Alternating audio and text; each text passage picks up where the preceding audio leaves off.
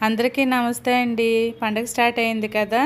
సున్నుండలు అయితే చేసేస్తున్నాను. ముందు స్టార్టింగే స్వీట్‌తో స్టార్ట్ చేశామన్నమాట. అంటే సున్నుండలతో. ఇవాళ వచ్చేసి నా స్టైల్‌లో సున్నుండలు ఎలా చేస్తాను ఏంటనేది చెప్తున్నాను మీకు రెసిపీ వచ్చేసి.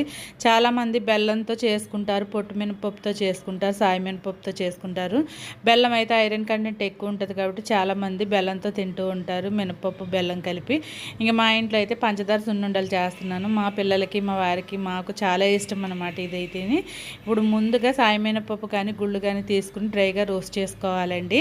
మీడియం ఫ్లేమ్లో వేపుకోవాలి సన్న మంట మీద. హై ఫ్లేమ్లో పెడితే మాడిపోతాయి, కలర్ చేంజ్ అవుతాయి, కానీ లోపల పప్పు అనేది వేగదు, టేస్ట్ మారిపోతుంది.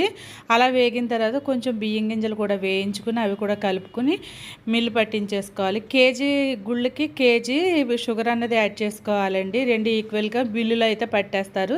దానికి నెయ్యి యాడ్ చేసుకుని సున్నుండలు చుట్టేసుకోవడమే. చాలా టేస్టీగా ఉంటాయి. మీకు కూడా